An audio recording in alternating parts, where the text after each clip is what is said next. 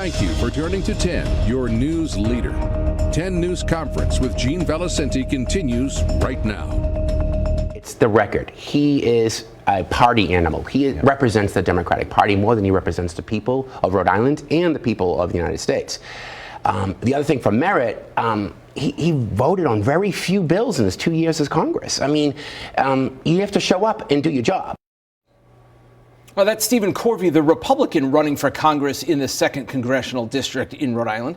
Again, I'm Brian Crandall. Gene is off. Joining me in studio now is Rhode Island Democratic Congressman Seth Magaziner. Welcome back to 10 News Conference. Great to be back. Thank you. All right, and that is your challenger, Stephen Corvey. His main criticism when he was on this program last month was that you just follow the Democratic Party line. What is your response to that? Are you willing to cross the aisle to get things done? Well, I have been, and I'd encourage him and all Rhode Islanders to look at my record. My priority in Congress is to fight for working Rhode Islanders, and I will work with people from either party to get it done. So, yes, we have fought back against some of the extremists on the Republican side who want to do things like cut Social Security and Medicare and ban abortion nationally. We've held the line on that, and we've been able to rebuff those extremists. But I've also worked across party lines when it's been good for Rhode Island. I've worked on bills with Republicans like Dan Crenshaw from Texas. We have a cybersecurity bill to strengthen America's cybersecurity that we've introduced. Even J.D. Vance, the Republican nominee for vice president, we have a bill together. He's the lead in the Senate. I'm the lead in the House to help disabled students with their student loan payments. So, listen, I'll work with anybody from either side when it's good for Rhode Island, but I'll also stand up to the extremists, like the extremists on the far right who are trying to do things like cut programs like Social Security that people rely on. So I have a bipartisan record, but also a record of standing up to extremism. And I think that's what Rhode Islanders want. They want a representative in Congress who is willing to work with anybody, but who will stand up for Rhode Island values. And that's what I've endeavored to do. Is there anything you disagree with your own party on right now?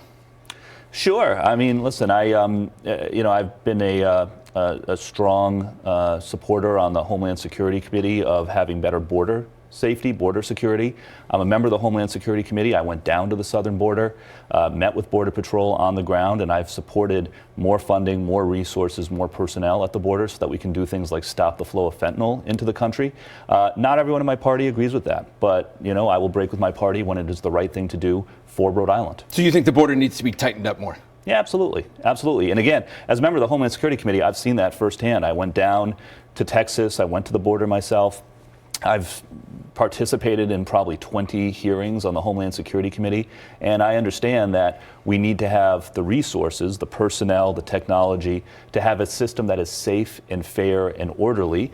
That also means we need to fix the legal immigration system to make that more fair and streamlined as well. But yes, absolutely. I supported the attempt by the Biden-Harris administration to negotiate with both Republicans and Democrats on a strong border safety bill.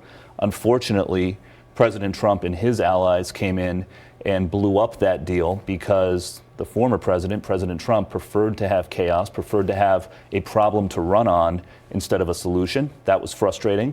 But in the next Congress, regardless of what the outcome of the election is, I will work with my colleagues on both sides of the aisle to have a good border safety bill because we need it. Congressman, you're the representative for Rhode Island's 2nd Congressional District. When you ran for this seat for the first time a few years ago, you didn't live in the district. You lived right across the line. You pledged that you would live in the district. We were told shortly after you were renting a place in Cranston in the 2nd District, but you admitted to another media outlet this week that you're now living back in Providence, not in the district. What happened? Why aren't you living in the district? So what people back at home need to understand is, first of all, this is a frustrating situation for my family and I, but it has no impact on my ability to do my job, represent the people of Rhode Island's 2nd District every day. I bring Rhode Island values to Washington, and when I'm home in Rhode Island, I am all over the district, in Cranston and Johnston and Westerly, hearing from voters, listening to their concerns. What happened was my wife and I bought a house in Cranston with the intention of renovating it and moving in after the renovations were complete. Yeah, and it's turned into a bigger, tougher project than we thought it would. Also, candidly, we unexpectedly had a second child. And so we put the house project on the back burner for a while because we were juggling my work in Congress, my wife's career, and a new baby at home, and a toddler as well. So the project has taken longer than we thought. It's frustrating, but it has no impact whatsoever and my ability to do my job. In the meantime, we've been living in Providence just a mile or two away. So, I go to work when I'm home in Rhode Island in my district every day, delivering for the people of Rhode Island. Why not? You made the pledge to be in the district, even though, to be fair, you don't have to. It's not required that you live in Correct. the district. But I think you made that pledge, and maybe the people in your district expected you to follow through on that. Why not? You moved back to the house you were in before in Providence. Is that correct? Yes. So why while not? the work Why was not? being done. Yeah. Why not?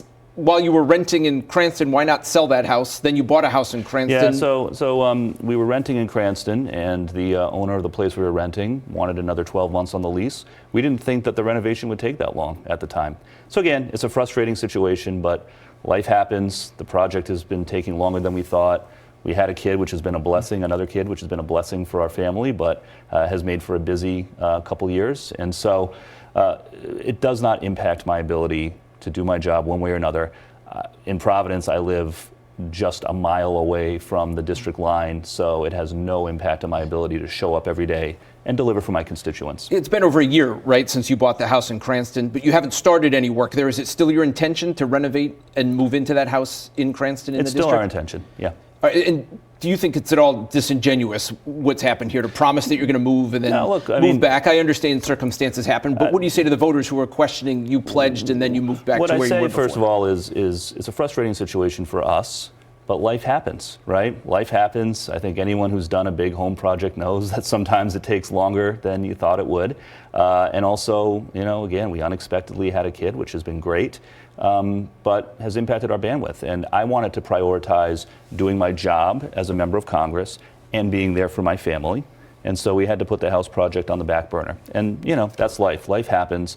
But look, at the same time, when I'm home in Rhode Island, I am all over our district, hearing from voters. I brought back millions of dollars for things like the Cranston Police, the Johnston Police, the Peacedale Library in South Kingstown, brought back money for the high school in Burrillville.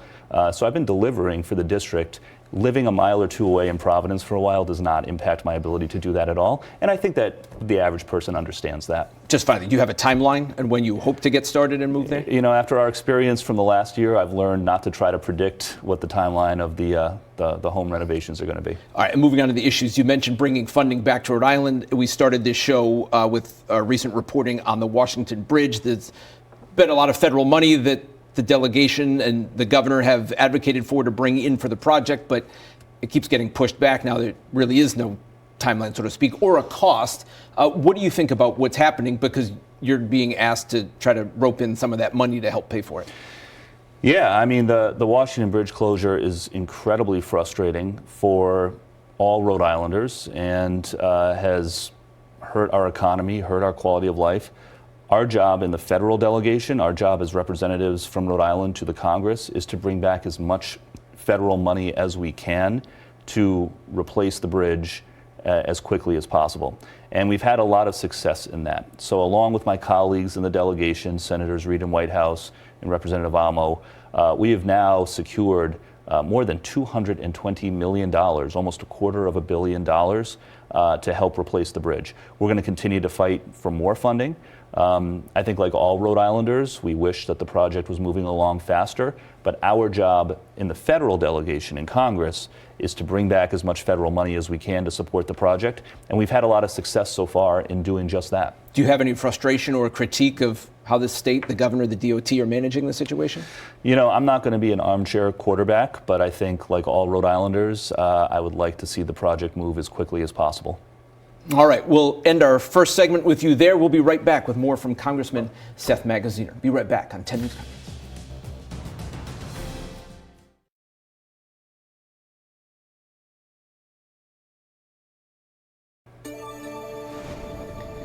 News Conference continues now with Rhode Island Congressman Seth Magaziner. Congressman, I think you've said and you would agree that the biggest issue in the election this year is the cost of things for average folks like people in Rhode Island in your district.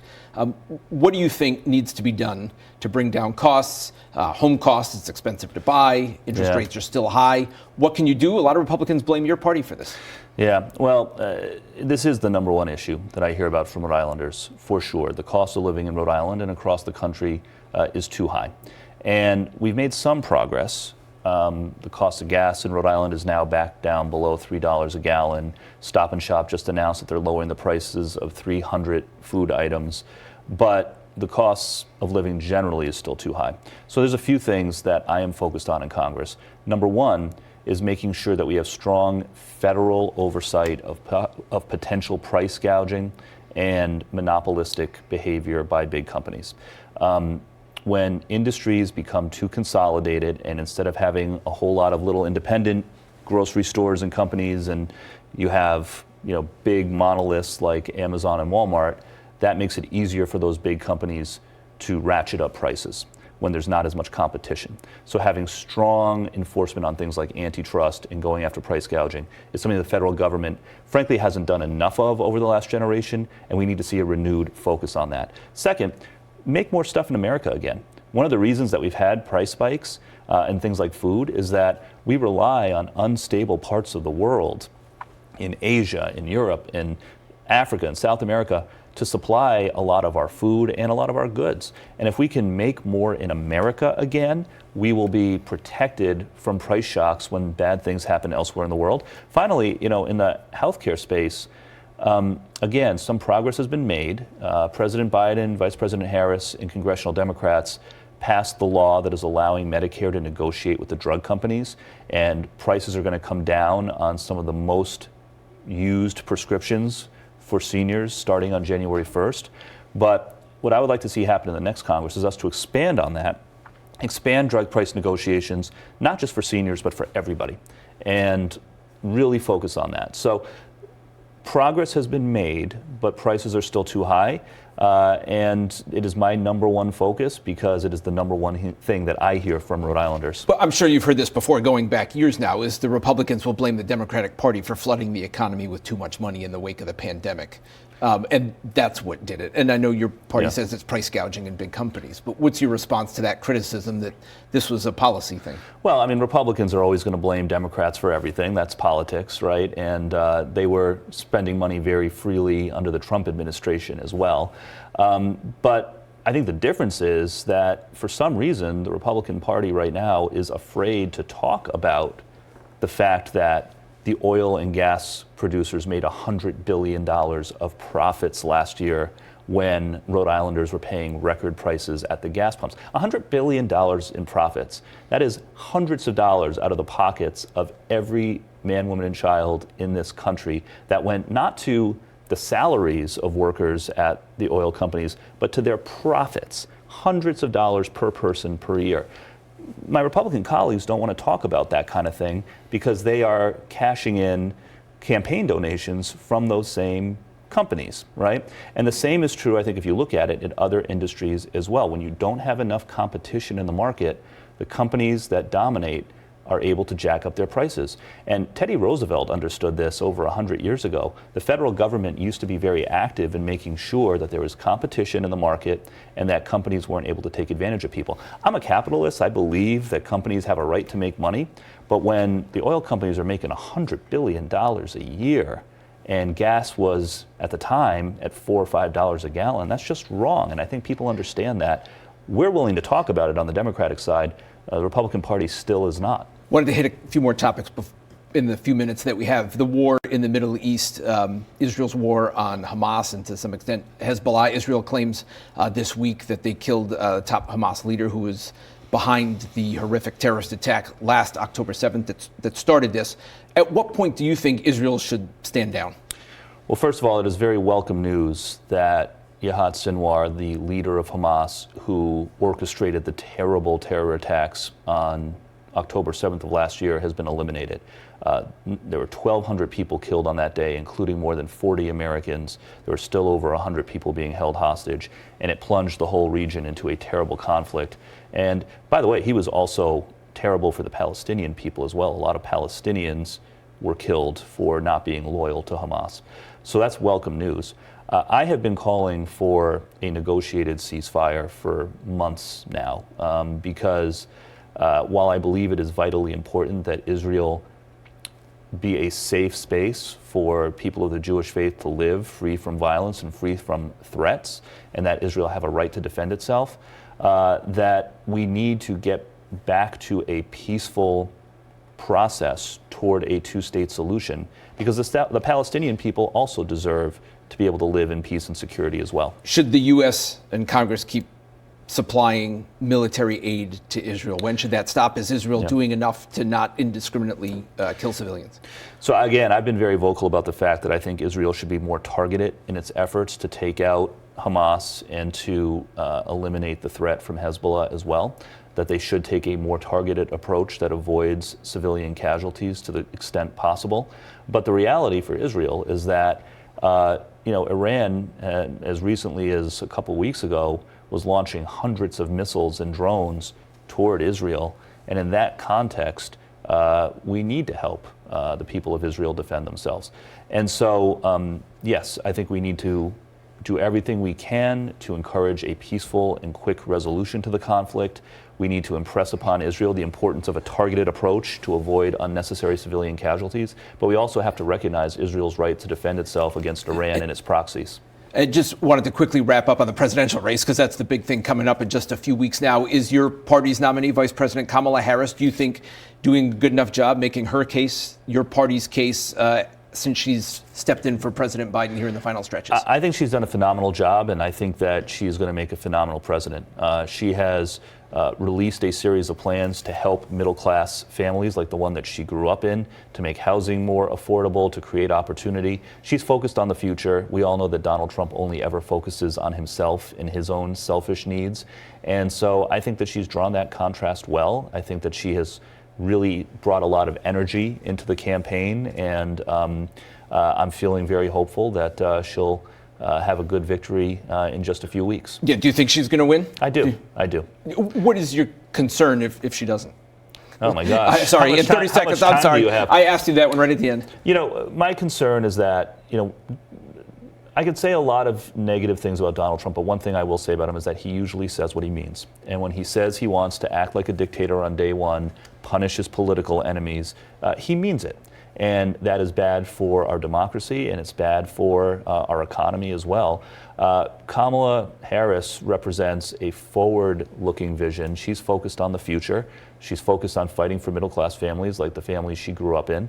And that's what we need, and I think that's what the voters will choose on Election Day. And also, real quick, just a quick answer, do you think your party will flip the House and take control again, the Democrats? Yes, I do, and Hakeem Jeffries will be a terrific speaker. All right, Congressman Seth Magaziner, want to thank you for joining us here on 10 News Conference, the area's #1 and longest-running political show in Southern New England. A reminder, you can watch all of our interviews on turnto10.com. For now, I'm Brian Crandall. Thanks, as always, for turning to 10. Thank you, Congressman.